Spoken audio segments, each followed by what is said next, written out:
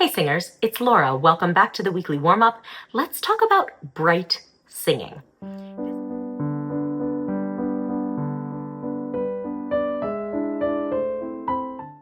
This word, bright, and its close cousin, shiny, is often thrown around in choral rehearsals. But because it's just an adjective, like a descriptor of a resulting sound, it usually does not come with an instruction of how to create that bright sound.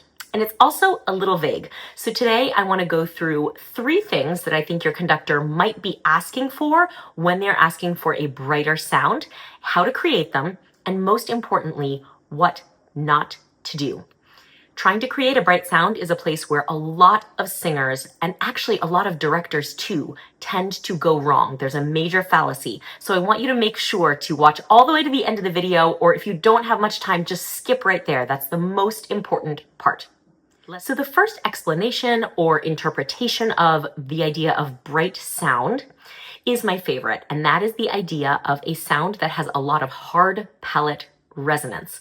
The palate is the roof of the mouth, and the part in the front that is more hard is the hard palate, and then the part in the back that really moves when you yawn is the soft palate. Resonance is something that we talk about quite a bit in singing, and it really comes from that idea from the bel canto school of singing, where singers had to learn to amplify their voices without microphones so that they could sing and fill a theater without the aid of a microphone and without tiring themselves vocally. The way that they did that, and the way that we still are taught to do that, is by creating resonance, by aiming our voices high and forward so that they create vibration in the bones of our head, taking advantage of all of the empty spaces in the bone in our heads to actually create a ringing like a bell. So that idea of a bell-like ringing resonance, in Italian it's called squillo, is obviously very consistent with the idea of a bright tone, bell-like. And we create that by having a resonance that is created in the hard palate, high and forward. The second situation in which conductors will often ask for a brighter sound is when they're actually asking for a vowel that is closer to the E end of the vowel spectrum. So if you think of I, with E as the extreme end, the closer you move to E, the brighter the vowel will be, generally. So the way that this plays out in a choral scenario is oftentimes you'll have, for example, a cadence or a final chord on a word like amen. And by changing the vowel from to maybe even they're going to have more brightness in that pitch or that chord. This can also happen with a vowel like ah, that if you're thinking of the difference between a vowel like AW, ah, and AH exclamation point, ah, the second one has more brightness.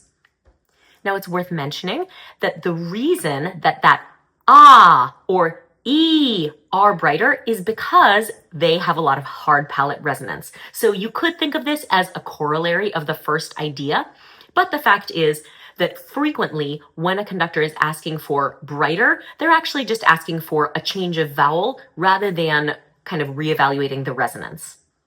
The third situation in which a conductor might ask for a brighter sound is one that I disagree with, and that is when a conductor is actually hearing a pitch that is too low, a sound that is flat, and they actually just want the pitch to be raised.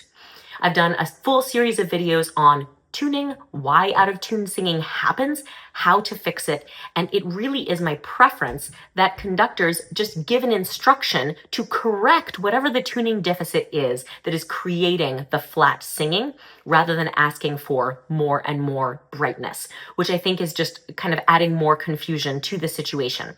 But I will say that this is something that I see happen fairly frequently. So conductors, if you are saying, please brighten the tone, when in fact the pitch is too low, think about just giving an instruction that would help to correct the tuning instead. Now, to give conductors the benefit of the doubt, when the resonance is high and forward, and when all the vowels in the choir are unified, tuning generally improves. So it could be sort of a mashup of all of these things.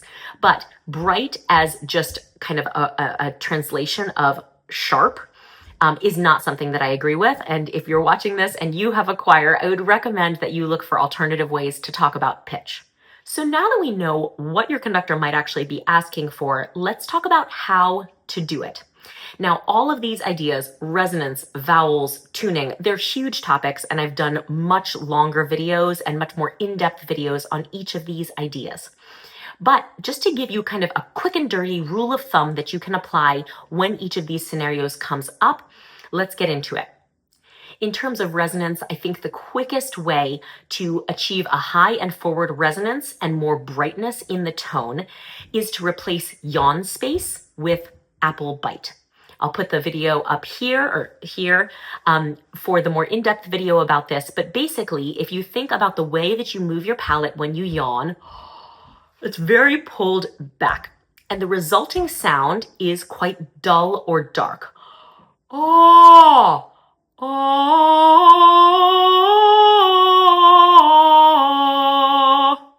If I replace that idea of yawning with the idea of biting an apple, ah.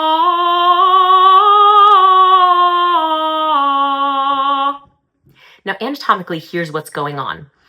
Rather than lifting the soft palate, which also encourages me to aim the sound backward, when I think about biting an apple, first of all, I lift the soft tissue, the flesh of the front of my face, revealing the teeth. The teeth can create a lot of hard surface for the sound to bounce on that creates a lot of that resonance and brightness in the tone. Also, when we bite into an apple, we tend to activate the upper part of the mouth more than the lower part. When we yawn, it's very common to move the jaw forward.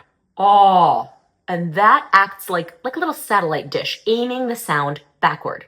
Where when we bite an apple, it feels almost as though we're raising the upper teeth up and over. Now, of course, we know we have only one mobile jaw, and what we think of as the upper jaw is actually just the skull. But we still can achieve the same alignment, which is that when we bite the apple, we've got that up and over sensation. The bottom jaw is, just dropped and swinging backward rather than shooting forward. And we have those teeth exposed. So we're creating a lot of hard surface, aiming the sound forward and achieving more brightness. Now, here's a note for all of you perfectionists. And I know most singers I run into kind of have that tendency. So the point here is not to jam the sound as far forward as it can go, which means pushing it into the nose. Because unfortunately, once the sound goes forward into the nose, it's no longer bright. It's that kind of foghorn sound. So combine that apple bite with holding the nose. And that way the sound can't actually resonate into the nose.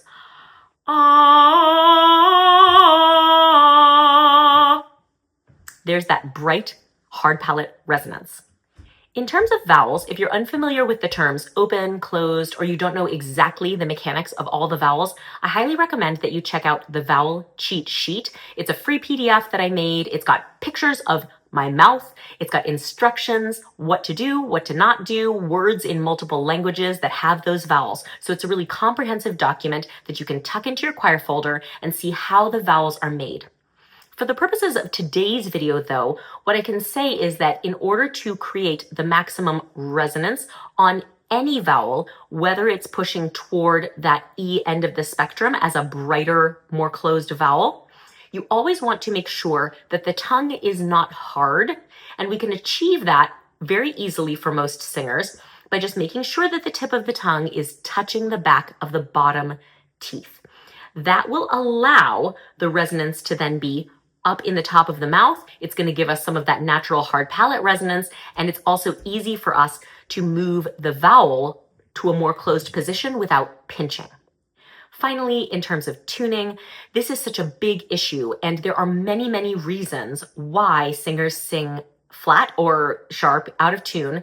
They can be mental, they can be physical. So it's probably better that I recommend that you check out the 3-video tuning series. Maybe you can dig deep into what your issue is if that's something that you struggle with. Regardless, though, for something that you can think about when you're being asked to brighten the pitch, I just want to ask that you consider this. Raising the pitch by tightening or tensing up will not get you a truly in tune result.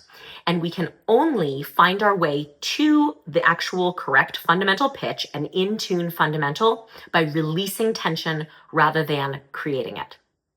And that is the segue to the most important thing I can tell you in this video, which is resonance, clear, bright vowels, and good tuning are all created from above, from the palate, from lift, not from pushing upward. I always like to recommend that you think about your resonance as a kettlebell, something that you lift from above, lift the palate up, not pushing up from below. That is not bright, it's not resonance, and it will also exhaust you. So make sure, get that kettlebell lifted up from above. That's where we create the resonance, the vowels, and the tuning. And I hope this is helpful. Conductors, thank you for bearing with me here. I know I was critical, but I think that there's a better way forward than recommending that singers spread their mouths or push the pitch up. Before I wrap up, I just want to say thank you so much for spending time with me. It really makes a big difference to me to know that you're out there singing and working on it. Thanks for practicing, and I'll see you next week.